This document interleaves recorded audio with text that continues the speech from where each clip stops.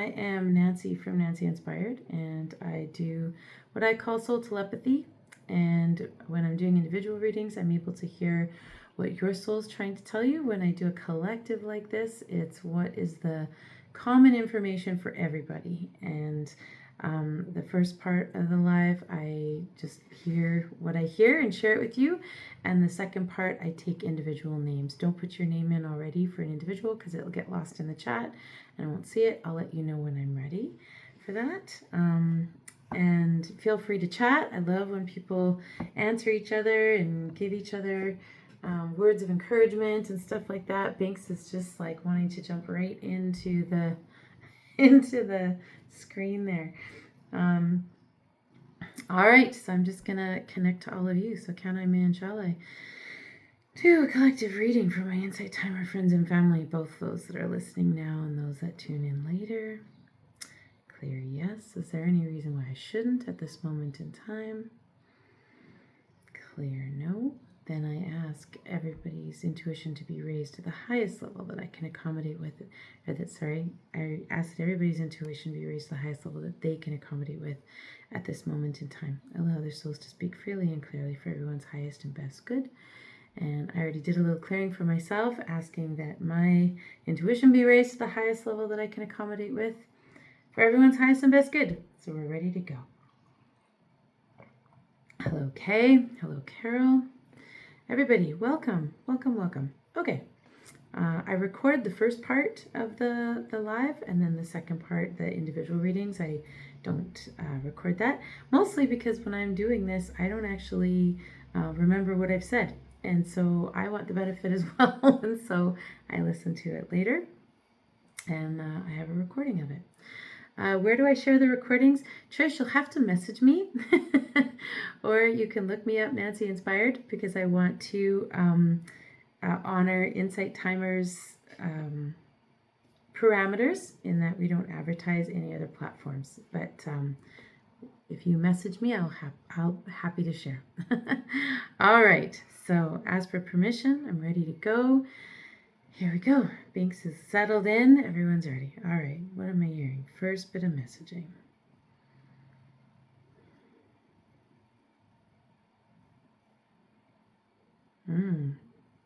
Interesting. All right. So I'm not exactly sure what this messaging's about yet, but I'm here to tell you a story. And it was a dream that I had a long time ago that I never did really figure out what it meant at the time. So I'm not sure why it's being recalled right now, but I'll tell you about it. In my dream, I was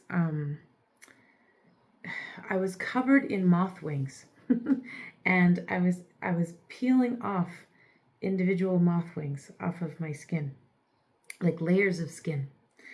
And so I was just given that dream right now as a recall, and I never did figure out at the time what it meant. Okay. I don't know if this is what it meant then, but this is what it means now. So what I'm hearing is that there's a lot of levels and layers to healing, and that we think of metamorphosis, we think of change as being beautiful butterflies, that caterpillars eat, do what they need to do, and then eventually they metamorphosize into these beautiful butterflies. Well, what I'm hearing is that sometimes change, although still beautiful, has a not uglier side, maybe that's not quite the right word, but it has a side that we don't think of as beautiful. People don't usually consider moths as beautiful as a butterfly, but change, especially to have long-lasting change, true growth, true metamorphosis, it's about unpacking layers. It's about peeling back layer after layer after layer until that ability to fly is there. And yeah, sometimes it's messy. Sometimes it's a little bit uglier. Sometimes it's the darker side of things. Sometimes it's the shadow work, as they call it. And we have to remember that healing isn't just about, beautiful butterfly. sometimes it's about those darker aspects, the moths. And, moths are pretty cute and furry if you really look at them closely, but they're not usually associated with things that are beautiful. They're usually associated with things that are darker or, not as great. But those moth wings on my skin, and I was peeling back layer by layer. What I'm hearing now, I don't know what it referred to then, but what I'm hearing now is that change. Sorry, Banks just decided to jump. Okay, you're gonna have to go. Sometimes peeling back layer by layer by layer, that change is not always pretty, but it is important that we kind of heal each little bit at a time, and I'm also hearing that healing is not a linear process, is what I'm hearing. So in my dream, there were layers of wings. I was mostly on my arm, and I was like pulling these wings that were kind of stuck on my arm. And what I just heard is healing is not always a linear process. It's 2 steps forward, 3 steps back, 5 steps forward, 2 steps back. Sometimes it's 10 steps back. Sometimes it's start over again. But to recognize that you are healing, that you are moving forward. What I just heard is it's impossible not to heal, because that is what time is designed to do. That is what space is designed to do. And that even though time and space are not linear, which is what I'm hearing, time has been designed to heal.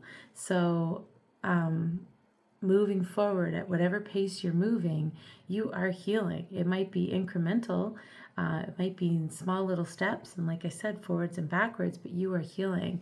And a lot of that healing is step by step, peeling back the layers.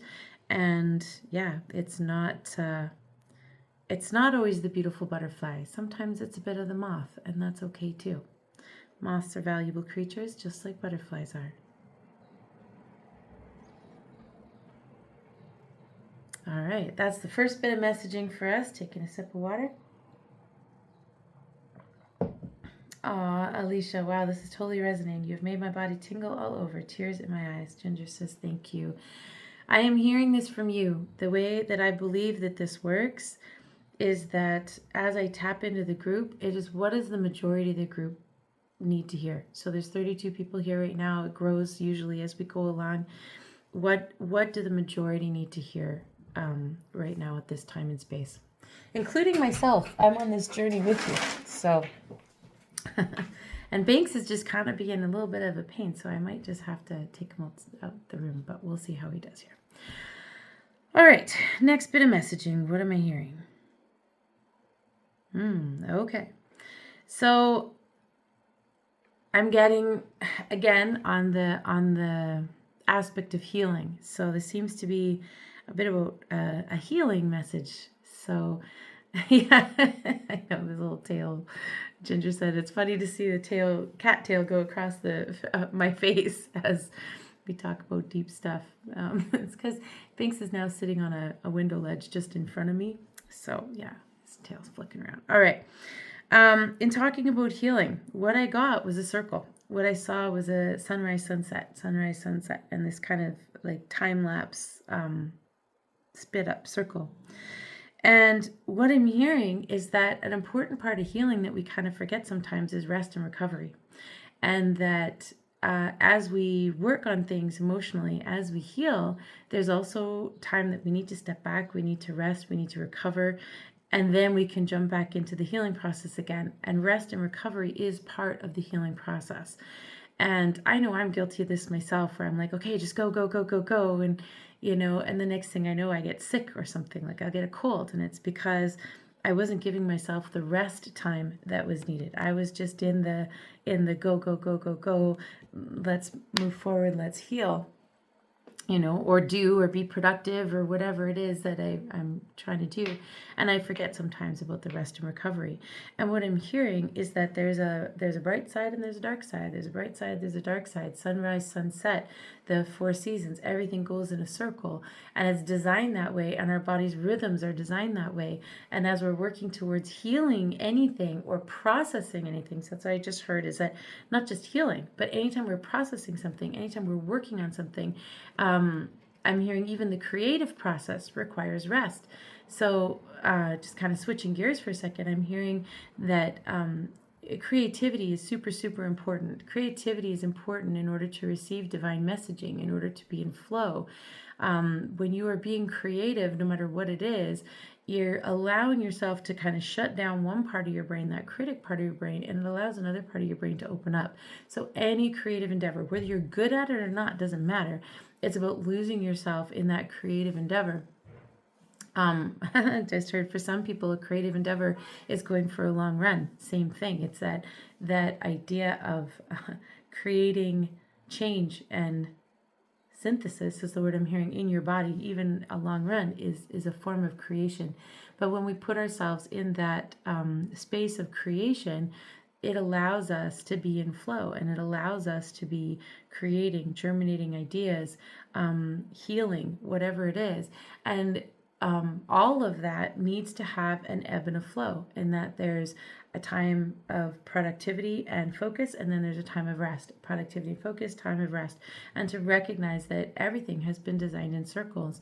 The nature has been designed in circles. Life and death is designed in circles. Sleep and rest is designed in circles. Sunrise, sunset are designed in circles. And everything, as it's designed in circles, there's an ebb and a flow to everything, and that includes healing time, resting time, productive time, and everything in between goes in circles. So what I'm hearing is, don't minimize the power of rest and the necessity of rest. That rest is an important part of the healing cycle, as well as the creativity cycle. Moving into creativity, so this is like message number 3. I spoke already that creativity is essential for opening up a higher vibration. That creativity of any kind, it doesn't mean that you're producing something that you're going to sell for millions of dollars. It might be gardening in your garden and creating life, allowing things to grow. I also heard, going for a run or a long walk is actually regenerating and creating new life within your cells, within your body. So anything that is within a creative spirit is allowing us to connect to divine source consciousness, allowing us to connect to divine wisdom.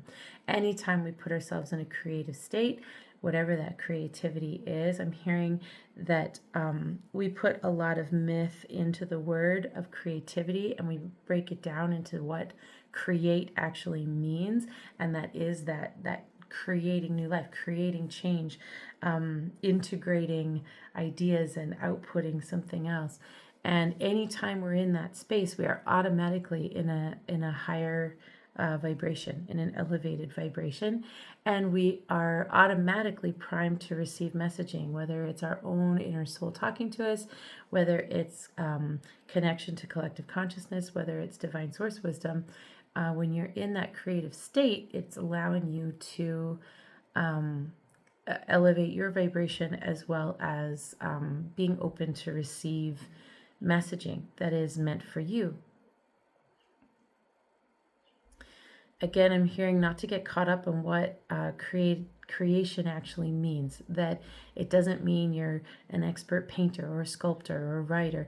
It means that you're putting yourself in a state of creation. You're putting yourself in a state of creating. And that can look like just about anything when it's done in a state of creation. I'm hearing even eating can be a state of creation. I'm just asking how that is. Okay, so what I'm hearing is, as you're eating, if you're mindful while you're eating, you're actually taking the nutrients that are in one source, changing it in your body through a form of creation into nutrients for your body. So even eating can be a form of creation. And so to not get hung up on what me being creative means.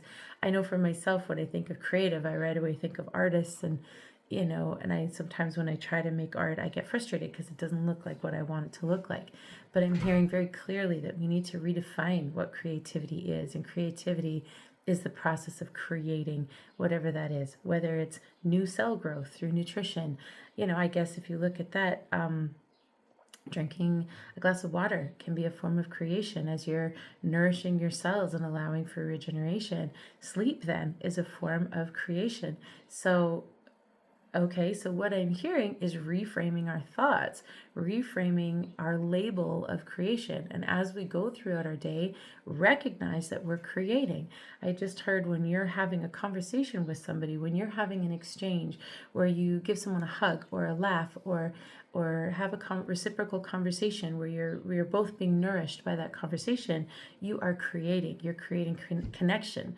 You're creating insight. You're creating new understanding.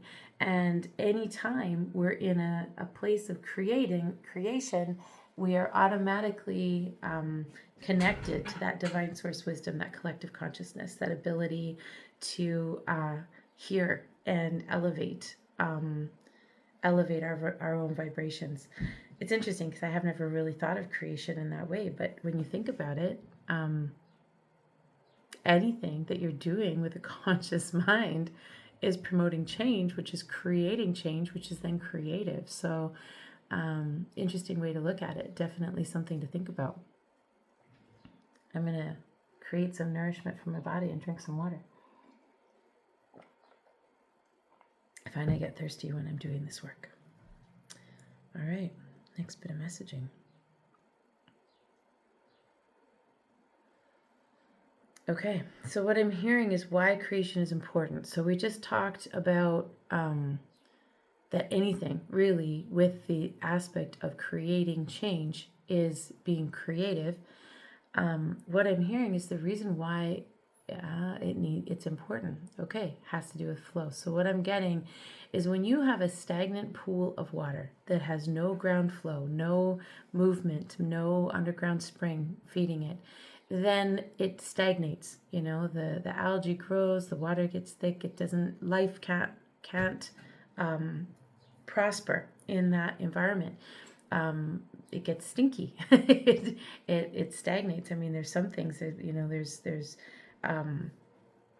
lots of biology that can grow in a stagnant pond, but if you look at water that is moving, right, there is a clarity, a cleansing, and there's a momentum in it. What I'm hearing is that when we are creating, when we are in a place of creation, when we're in a place of creating, we're allowing for movement and flow to happen. We're allowing for a cleansing of our own thoughts, our own power, our own energy. And so by allowing ourselves to be in a state of creation, we are automatically putting ourselves in flow, in that divine sense, in that divine creation, so that we can then be in flow with what is best for ourselves and for greater good and for the greater consciousness. And so any time that we are in that conscious of our creation and our creative nature, we are then in that flow, which allows us to not stagnate, which allows us to be cleansed and clear and connected. So that's one of the reasons why it's really important to be consciously creating whatever being creative looks like for you. Interesting. I hadn't really thought about that, but yes, ponds without movement stagnate. All right. Here we go. Next bit of messaging. We're kind of on a roll. I don't even know how many we have. I need Carolina here to summarize all our messages. My resident writer. Actually, Jem's been channeling some wisdom. He's been tapping into his gifts of channeling wisdom. Proud of him. All right. Next bit of messaging.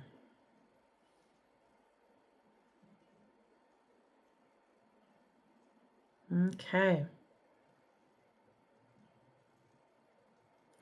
All right. So what I got was ants, little ants, scurrying around and burrowing holes and creating giant structures. I remember seeing a video once where, they poured silver down an ant hole, which I don't love because then, you've just killed all the ants. But when they pulled it up, what was amazing is this like tree that this, how far ants can go. Anyway, I saw ants. Why am I seeing ants? Oh, this is an important message, especially for today. And I know in Canada we have an election coming up. That ants are a tiny little creature that we don't think much of. It's they get stepped on, we don't even notice. They're a tiny little creature that we don't really pay much mind. However, these creatures work together and they are a team, and they are strong and they work together, and it's amazing what they can create. Elaborate underground structures. They can carry food long distances. They can make sure that their entire colony is looked after. And every little ant is important, and that is what I'm hearing right now, is to never ever, and I'm hearing this quite forcefully, never ever ever undermine or underestimate your collective power. That when we are united as a group, there is tremendous power. And so the more you can align with higher vibrational, like-minded, divinely connected beings, much like people that are on insight timers. So far my experience here is that people are genuinely, open-minded, coming from a place of love. It doesn't mean we have to agree on everything, but that coming from a place of love. And what I'm hearing is that don't underestimate the power that we have if we can be united in a way that allows us to stand up for what's right, for what's good, for looking after each other. Ants are tremendously powerful. Okay, Banks, this is not working for me. Ants are tremendously powerful. And in fact, it's funny, I read a book once called Empire of the Ants, and I don't remember who wrote it, I apologize. And in it, the ants were actually going to take over the world. It was a fictional story, hopefully. But what it reinforced was just how powerful the ants were, because what they had done is created all these like tunnels under all these buildings and stuff. And then, at some point they were going to like crumble all of civilization, and made me look at ants a little differently as I was reading that book. Good piece of fiction, Empire of the Ants. But that's what I'm hearing, is that even the tiniest of creatures, can, if working together, have tremendous power. And so to never feel like you are voiceless, to never feel like you are powerless.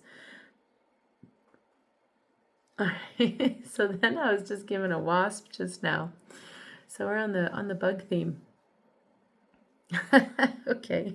So what I'm getting is like most people, unless you're super comfortable with wasps, they see a wasp and they start to run away, right? Or they start to react in a certain way and like, oh no, it's a wasp, and are extra cautious. And I mean, unless you're allergic, people don't usually die of wasp stings. I guess there are some people that can get, very sick. But, most people, if stung by a wasp, it hurts, but it heals, and usually fairly quickly. Yet most people are afraid of a wasp. So why I'm hearing that is don't underestimate your own power.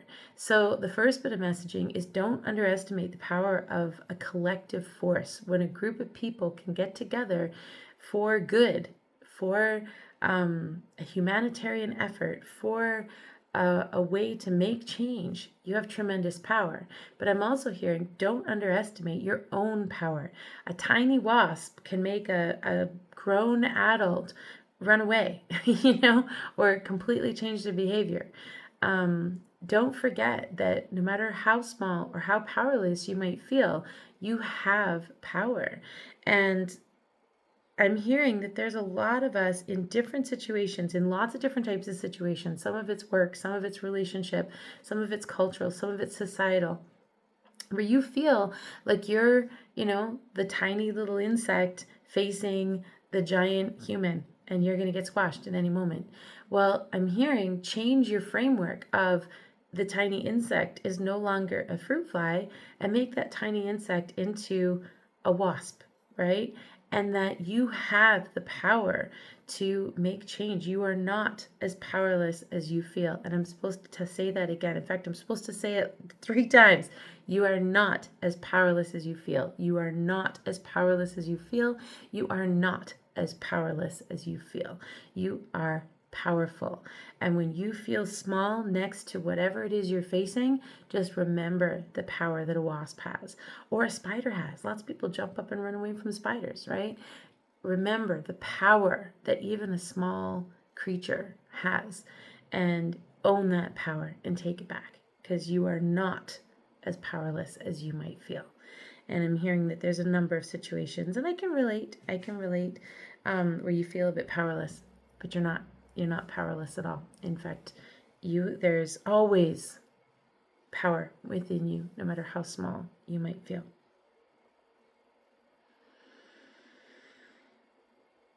Next bit of messaging. Let's see. Drink water first. My last wasp sting on my thumb, the impact lasted 2 months. Oh no, I'm so sorry, Grayson. I was going to say, I'm fortunate in that the wasp stings I've received have been more like, yes, ouch, it hurts, but eventually it goes away. I do know some people that have reacted really terribly to stings, so I definitely don't want to minimize that, but the message is that we can be powerful. All right, let me just hear what's the next bit of messaging for us.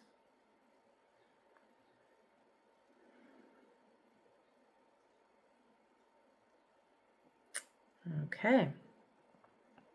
So what I got was footsteps, big footsteps, like adult footsteps, and like a toddler, a child, stepping in these footsteps.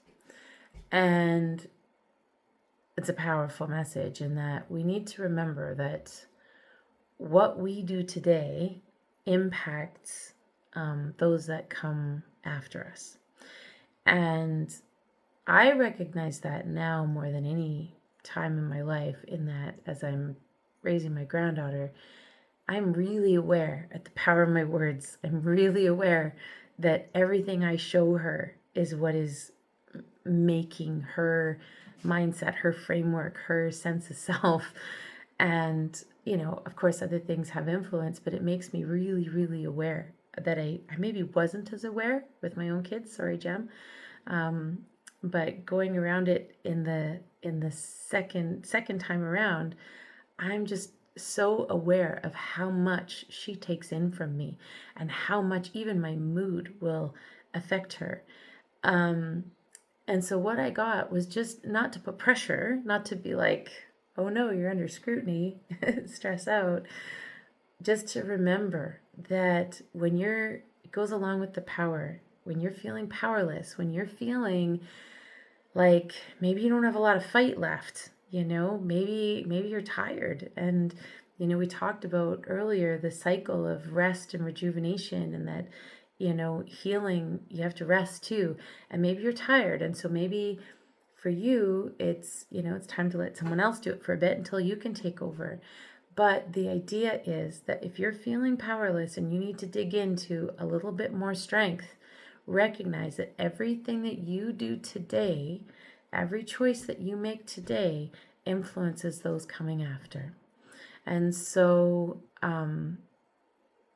as we're moving forward, whether it's like earth impact, whether it's relationships, whether it's our own self-healing, in fact, that's what I'm hearing. By prioritizing healing, by genuinely digging in and making yourself healthy and whole and vibrant as best you can within that cycle of healing and rest. This isn't about pressure, do it all.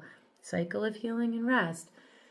When you need a little bit of extra strength in order to continue that healing process, recognize that everything that you do today affects those that are coming behind. And so, not just cultural impacts, earth impacts, those kinds of things, but also our own healing. That's why our own healing is really important. That's why it's important that we take a look at ourselves and go, where do I need to grow? Where do I need to change? What do I need to do in order to allow myself to become open to being the highest and best good that I can be, right? And we're human. We're made with flaws. We're made with suffering. We're given challenges, and sometimes we fall down, and sometimes we get back up, and then we fall back down again. You know, they wrote a song about that. but it's about allowing ourselves to feel empowered to keep doing the work. So when it's hard and when it feels overwhelming and we feel a little powerless, reclaim that power, be the wasp, and allow yourself to feel empowered and allow yourself to make the changes, to face the things, to peel off the moth wings, you know, back from the beginning of this collective messaging, to allow yourself to make the changes that need to be made to heal the things that you need to help heal, whether it's internal, external, because of those coming behind us. Those coming behind us need us to help pave the way. They need us to show them those healing efforts, and to show them their own power and that we have that power. So when you're feeling like you need an extra little boost, remind yourself of that every choice we make today impacts those that come behind. And Ginger said they're in different brainwave states and everything soaks in. 100%. There are things sometimes that my granddaughter throws back at me that I've said, and I'm like, yep, you're right. Nana did say that. You know, or she'll reframe it in a different way, and I'm like, that's amazing. She was talking as an example just the other day. I teach her about making your bubble of protection, your armor, because we need a little bubble of energetic protection because the world is, you know, got its stuff going on. People have their stuff going on. We need that little bubble of protection. And I was teaching her about that. And then, you know, at some point randomly we're driving in the car and she was singing. And she said, Nana, I think I understand the bubble now. And I said, what do you mean? She's like, I feel like I have a bubble when I'm singing. And I thought to myself, you know, biologically, when you sing, it releases serotonin and dopamine into your brain. So even if it's just creating a little happy bubble, a little burst of joy, that's creating her bubble. But she managed to equate what I was talking about creating that bubble to, you know, kind of protect your energy. And she equated it with singing. And I thought, yeah, it's beautiful. And then we sang at the top of our lungs, which we like to do in the car sometimes. And it's pretty cute, especially when she gets the words wrong. Yeah. Trying to get her to feel her protective aura. It's a tricky thing to explain, but she's equated it to singing. All right. So that's actually the next bit of messaging. I was like, okay, so what's the next bit of messaging? And that's what it's about. It's about understanding that we are sponges and that we have porous membranes in lots of different ways, our skin, but also energetically, that we are absorbing. We're like sponges. We are absorbing energy all around us all the time. And so it's important that you do things to cleanse, clear, and balance. And however that is for you, whatever that is for you. And I just heard it goes back to that creativity. When you're in a state of creation as well, that also helps to reinforce your bubble. So if you have a hard time visualizing your bubble, your auric field, your energy field, whenever you're in a state of creation, whenever you're in that flow, you are actually creating that bubble. But it's about being aware that we need to create that bubble. Sometimes I know for myself, I'll feel really depleted one day, or actually even yesterday. I'm here to tell you this story. Yesterday, I went out with my mother, and then halfway through the event, I just started feeling really anxious, and I didn't know why, and I wasn't actually feeling anxious about anything. So I asked, is this mine? And I got a clear no. So at that moment, I'm like, okay, check in with my kids at intermission, make sure everyone's fine. And other than that, I'm like, this isn't for me right now then, and I let it go. But if I wasn't aware of understanding my energy and what's mine and what isn't, it would have been really easy to start to feel anxious. And then your brain goes, oh, well, I could be anxious about this, and And we all have things that we can be anxious about, and then we start focusing on it. But the first question to ask is it yours? Because sometimes it's not. Same with sadness and grief and anger. Sometimes it's not even yours. And if you ask, is this mine? When I ask, is it mine? I feel it in my body. If it's mine, I feel it. It's like, okay, it's residing in there, as opposed to almost like a tap on my bubble. He's saying, hey, I'm anxious. I'm anxious. Can you feel me? I'm here. I'm anxious. And then I say, it's my anxiety or it's not. But when I realize that it's not mine, I just send it away. I'm like, this isn't mine. Send it to the feet of God, send it to divine consciousness where they can help or transmute the energy or whatever. That's not mine. But it's amazing how many times I get caught off guard, and I'm good at this. This is what I do. And I get caught off guard where I'm like all of a sudden feeling something, and then I start absorbing it and going, oh, I'm anxious about this, or I'm sad about this, or I'm angry about this. And then, I have to remind myself, wait, before I start owning all that, is it mine? And a lot of the times it's not. So I'm hearing that it's really important for us to learn and to accept that we can. In fact, as I said learn, I heard that that's actually not the right wording. It's not about learning. It's about accepting that we can, that we have the power to recognize our own energy and recognize our own boundaries and recognize our own, it's that simple. It's not a big creation. It's like, I have it or I don't have it. And when I don't have it, I need to create it. and it really is that easy.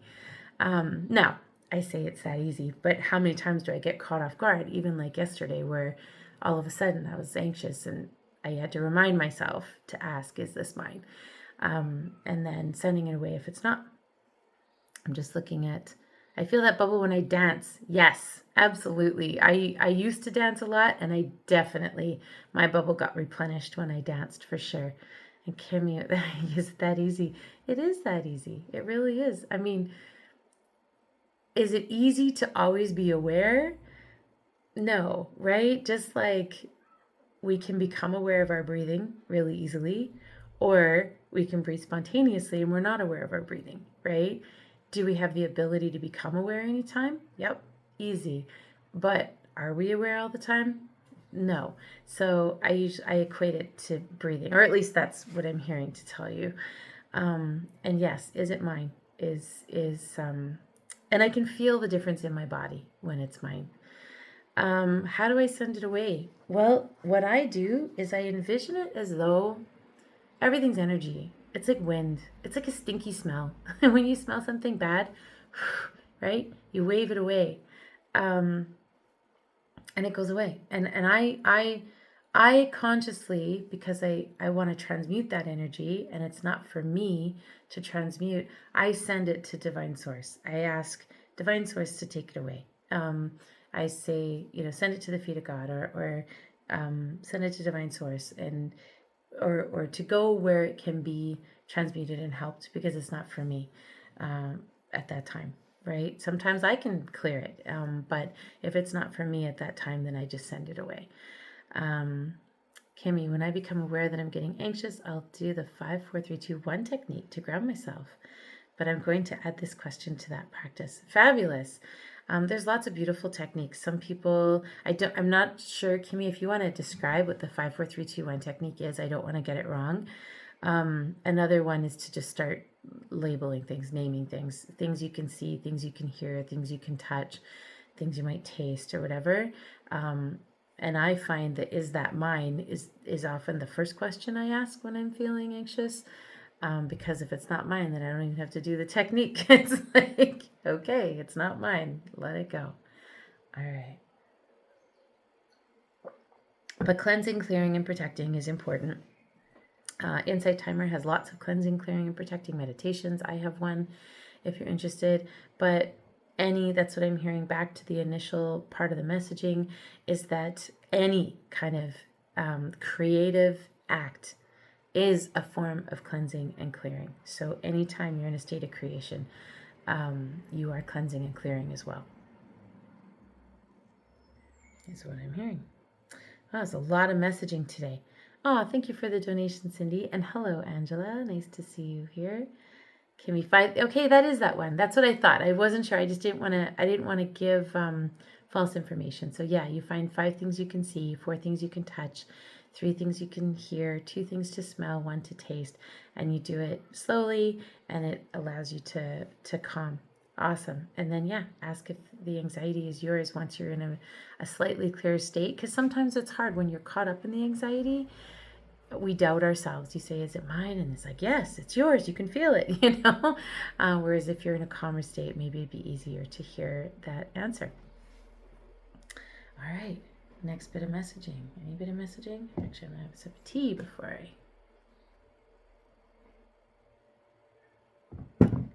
mango tea today. Okay.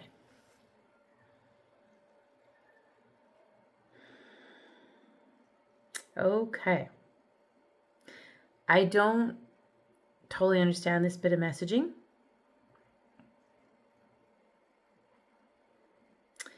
But I'm going to explain what I'm seeing. And if anybody has more knowledge about this, please chime in, because it's not my wheelhouse. I do know about the chakra system. And what I'm hearing is that our bodies have energy systems. And I'm hearing meridian lines. And it's an energetic structure and matrix. I'm trying to make sure I'm getting the words correctly. An energetic structure and matrix that exists on different planes, but also within the Earth's lines. Okay, so I'm not fully understanding this. If anyone has more information, please chime in. But what I'm hearing is that we have certain like energy grids or something. Like it feels like a grid pattern, like a net pattern along certain lines in our bodies. And I understand, I'm seeing the chakra system, which I do understand. Well, I scratched the surface of understanding, but I do understand that that's an energy line. But I'm hearing that we have these like almost like grids and like energy like ley lines within our bodies. And I'm hearing that there's certain physical locations that also have these ley lines, that have these same frequencies or energies, and that sometimes when we connect with these spaces, we can energize these lines. I'm not totally understanding. I'm getting a whole bunch of imagery about like lines, like it's almost like grids, energy grids in our bodies. And it's a tool for clearing. It's a tool for clearing to work within these energy lines. And that there's tools to work with these grids, and then there's also physical spaces. Okay, and I'm also hearing that certain activities can create temporary grid lines. Things like meditation, laughter, dancing, singing together. Some of these things can create temporary sort of it almost looks and feels like Lego, like these light mesh Legos, like connecting. And when you have these in your body, some exist already just in our planet in different places, but I'm hearing that they can also be created when groups get together to meditate, dance, sing, do things that elevate the consciousness. You actually create a temporary, I'm going to call it a grid line, a mesh that you connect to. And that's a way for you to elevate and clear as well. So if you're feeling particularly depleted, you're feeling particularly like you need to be recharged, to be plugged in, a group meditation could be something, or dancing, singing, creating these grid lines. I'm just going to read the chat because I'm certain that some people know more about this than I do. Melinda, yes, I've had the light mesh visual before. This one's a little bit different because the light mesh visual that I've had before, it was more everybody was a dot on the light. This one is feeling like it's in our own energy field. So there's like the chakras are like these main points, and then there's these other sort of like grid systems that I'm feeling. In all honesty, I feel it, but I know I'm not articulating it very well. So I'm gonna just go into the chat here and see what it's if other people are you asking if we've been working with our meridian lines? I've actively EFT tapping. Yes, EFT tapping I'm hearing is a great tool. I personally haven't done it. I'd like to learn more about it, but I'm hearing that is one way to activate these grid lines. I don't know what else to call them. They look like a mesh, like a square mesh, and it's like they're kind of like overlapping in our bodies, and they're somehow enmeshed within the chakra system. Is what I'm seeing. And yes, tapping is definitely a tool. I'm hearing. Let me just, sounds like our fascia. Absolutely, our fascia is like a network as well. Each star chakra is below the feet in the ground. Diana, can you, or Earth star, not each, Earth star chakra is below. Can you explain that a little bit more, Diane, maybe if you don't mind, just to explain that. And Alicia, and geometrical structure of our ethereal body. Yes, that's what it feels like. Points on the body. EFT tapping multiple times. EFT tapping absolutely is a tool. It's making me want to look into it. Our body has 7 centers, the chakras. Yes. The meridians are energy highways that are connected to our organs. We have 12 meridians. Cindy, I'm hearing absolutely. I just got shivers that what you're talking about is absolutely what I am referring to. I just don't have my Nancy brain doesn't have the knowledge. I can see what it's talking about. But I'm hearing that, Cindy, what you're talking about is absolutely what this is. So if you want to expand on that, that would be spectacular, is what I'm hearing. I'm just good. There are tools and techniques. My hubby does esoteric acupuncture that connects these points. Fabulous. I am hearing that all of these things that allow us to connect to these grid lines, including doing things in groups, including what we're doing for ourselves, is one way to cleanse, clear, and balance, heal, and connect, and that it's important. And I'm definitely going to look into this a little bit more. Yes, the body metric and earth ley lines. It makes sense. It does make sense. I can feel it. I can see it. I just don't have the cognitive knowledge about it.